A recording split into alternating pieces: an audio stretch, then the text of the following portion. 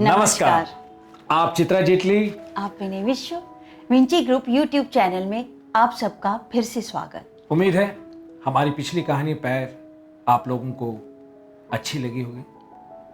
इसी श्रृंखला में एक और रोमांटिक कहानी आपके समक्ष हम लेके आए हैं, मनोज पांडे के द्वारा ही लिखित, जिसका नाम है पुरैन की खुशबू। तो चलिए शुरू करते हैं।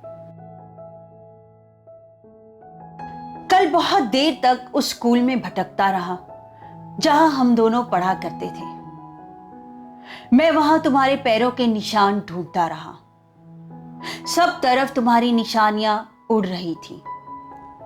मैंने उन निशानियों से देर तक बात की और उन्हें बताया कि मैं अब भी तुम्हें कितना प्यार करता हूं। ये बताते ही सारी निशानियां हमारे साथ के लड़के लड़कियों में बदल गई।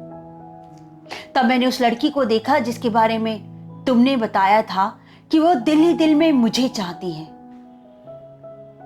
मैंने कल उससे खूब खूब बातें की और उन बातों में तुम्हारा जिक्र एक बार भी नहीं आया। तभी तुम्हारी एक दूसरी निशानी जो गणित के अध्यापक में बदल गई थी, वो मेरे पास आई। उसने मुझे घूर कर देखा और कहा कि अगर मैं तुमसे प्यार करता हूं तो इस दूसरी लड़की से इस तरह घुट घुट कर बातें क्यों कर रहा हूं। मैंने कहा कि मैं तुमसे ही बात कर रहा हूं। बदले में उसने मुझे डस्टर फेंक कर मारा। डस्टर रास्ते में बोगेनवेलिया की झाड़ी में बदल गया। उसके कांटे मेरे माथे पर धंस गए और इस तरह मैं पूरी तरह से बोगेनवेलिया में बदल गया। फिर देर तक मैं तुम्हारी याद में डोलता रहा। डोलते डोलते मैं हवा की तरह हल्का हो गया, इतना हल्का कि उड़ने लगा। उड़ते उड़ते मैं पुरैन के उस तालाब के किनारे पहुंच गया जहां मैं तुमसे मिला करता था।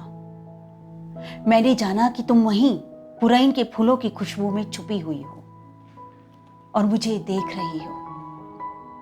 मैंने जोर जोर से एक कविता रची और रोया। मैं एक एक फूल के पास गया और रोया। मैंने तुम्हारी याद के गीत गाए और रोया।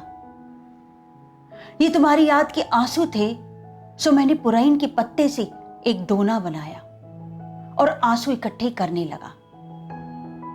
जब दोना भर जाता तो उसे एक बोतल में उलट लेता। फिर मैंने तुम्हें गद्य में याद किया, उन सभी बातों में जो कितना भी करो अधूरी ही छूट जाती थी। इससे भी जी कहां भरना था। तब मैंने तुम्हें दृश्यों में याद किया। मैंने एक ऐसी फिल्म बनाई जिसमें तुम ही तुम थी। मैंने अब तक किसी भी देश या भाषा के सिनेमा में इतनी भावप्रवण नायिका नहीं देखी थी। मैं तुम पर उससे भी ज्यादा मुग्ध हुआ जितना उस जमाने में हुआ करता था। जीवन में तुम्हारे न होने का भाव मुझे चाकू की तरह काटने लगा। जो दर्द उभरा उसका चेहरा हूबहू तुम्हारी तरह था। मैं उस चेहरे को देखते हुए रोया और बेसुध हुआ। उठा तो मेरे पास एक बोतल आंसू था। बोतल लेकर मैं शहर चला गया। शहर में सिविल लाइन चौराहे पर एक तालाब था जिसके बीच में फव्वारा लगा हुआ था। शहर में बहुत गर्मी पड़ रही थी। तालाब में कई लड़के लड़कियां नंगे होकर नहा रहे थे। मेरी भी नहाने की इच्छा हुई, पर मैं वो तालाब पीछे छोड़ आया था जिसमें पुरैन के फूल खिले हुए थे और जिसके किनारे मैं तुमसे मिला करता था, जिसमें एक बार कपड़े पहने पहने हम साथ में नहाए थे। और तुमने घर जाकर बताया था कि पुरैन के फूल को तोड़ने के चक्कर में तुम पानी में गिर गई थी और कपड़े भीग गए थे। मुझे उसी तालाब की याद आई। मैंने अपना झोला नीचे रखा और तालाब किनारे बैठे भिखारी से उसका कटोरा मांगा। कटोरे में एक लड्डू था।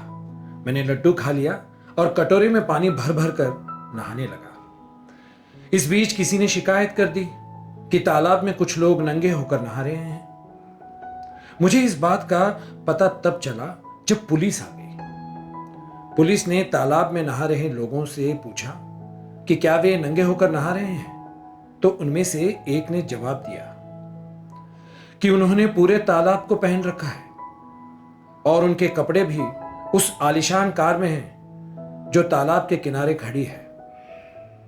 कार देखकर पुलिस ने उन लोगों को नमस्ते किया और मेरे पास आ गए। मैंने तुम्हारी यादों को पहन रखा था जो हवा की तारों से बुनी हुई थी। दोनों ही चीजें दिखाई नहीं पड़ रही थी, इसलिए पुलिस मेरे पास आ गई। मैंने सोचा कि उन्हें प्यास लगी है शायद, और एक कटोरा पानी उनकी तरफ बढ़ा दिया। पुलिस वाले ने पानी गिरा दिया और कटोरा लेकर रख लिया। मुझे लगा कि कटोरा गंदा लगा होगा, इसलिए मैंने अंजुरी में पानी भरा और पुलिस वाले को पिलाना चाहा। उसका चेहरा तुमसे मिल रहा था, पर जैसे ही उसने एक तीखी गाली बकी, वैसे ही मैं समझ गया कि वो हमारी दुनिया से बाहर का व्यक्ति है। तब मैंने नहाना बंद कर कपड़े पहनने की इजाजत मांगी। उसने बस तौलिया लपेटने की इजाजत दी। तौलिया लपेटकर मैं जीप के पास पहुंचा तो एक दूसरे सिपाही ने मुझे डंडा मारा और तीसरे ने डंडे से कोंचकर तौलिया गिरा दिया। फिर सब के सब एक साथ मुझसे बहुत सारे सवाल पूछने लगे। मैंने तुम्हारी याद की बात उसी तरह छिपा ली जिस तरह से तुम्हें कई सालों से छुपाए हुए हो। मैंने कहा कि अचानक मुझे बहुत तेज की गर्मी लगी, न नहाता तो मर जाता। मेरी जुबान सूख गई थी, शरीर अकड़ रहा था और भीतर जैसे लू बह रही थी। मैंने ये भी कहा कि चाहे तो मेरे घर पर पता करवा सकते हैं कि ये समस्या मुझे बचपन से है। जब मैं मां के पेट में था तो मां की सास यानी हमारी दादी ने उन्हें कई दिनों तक पानी पीने नहीं दिया। इसीलिए जब तक मेरा ये हाल हो जाता है। पहले पिताजी लेकर घूमे, बाद में मैं अकेला भटका। वैद, हकीम, डॉक्टर, होम्योपैथ, तंत्र मंत्र, बाबा बाबी, जादू टोना, बंगाली बाबा, लाल पीली नीली किताब सब आजमाया, पर चैन न पाया। मैंने खटाक से होम्योपैथी के एक बड़े डॉक्टर और गंगा किनारे रहने वाले बाबा दोनों का नाम एक साथ लिया कि अभी भी मैं इनसे मिलने और अपनी तकलीफ के इलाज के लिए ही शहर में आया हूं। पुलिस वाले मुझे अजीब नजरों से देख ही रहे थे कि तुम्हारी याद का एक झोंका सा आया। मैं बांस की कोठी की तरह दसों दिशाओं में लहराया। एक पुलिस वाले ने इसे बीमारी का असर समझा, दूसरे ने ओवर एक्टिंग और तीसरे ने नशे का असर। उसकी निगाह अब तक बोतल पर चली गई थी। उसने पूछा कि बोतल में क्या है। बोतल की बात अब तक मैं भूल गया था, इसलिए अचानक हुए इस सवाल पर मैं झूठ नहीं बोल सका।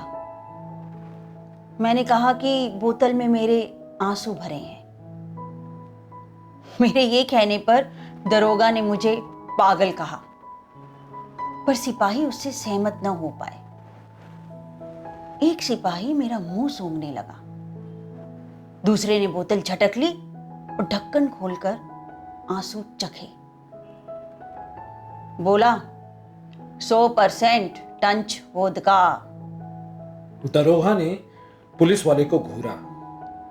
वो या तो सच में मुझे पागल समझ रहा था या मेरी अनोखी बीमारी से प्रभावित हो गया था। मैंने बहुत सारी दयनीयता और तमाम परेशानियों को अपने चेहरे पर ओढ़ लिया। उसने मुझे इशारा किया कि कपड़े पहन लूं और अपना झोला उठाकर निकल लूं।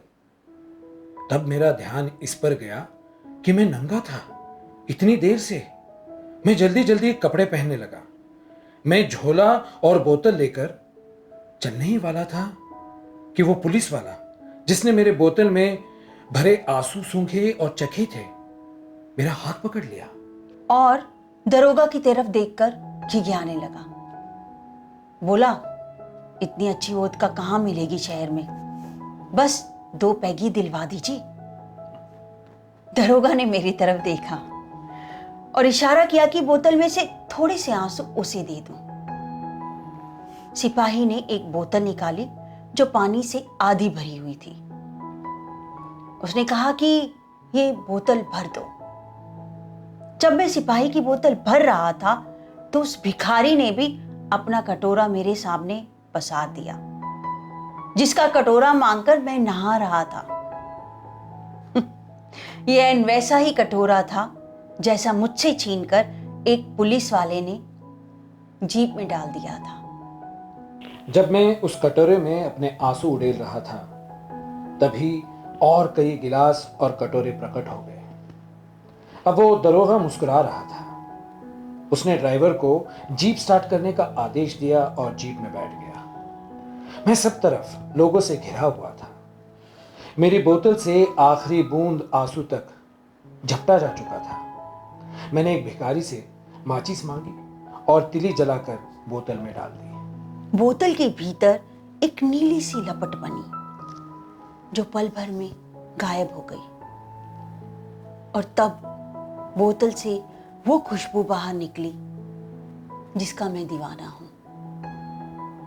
तुम्हारी खुशबू, कुछ कुछ पुरैन के फूलों के नजदीक वाली। मैंने बोतल और झोला वहीं छोड़ दिया। इस पल मैं हुबहू तुम्हारी खुशबू की तरह रंगहीन और हल्का था। मैंने इस बात का फायदा उठाया और तुम्हारी खुशबू में प्रवेश कर गया। तो ये थी कहानी पुरैन की खुशबू।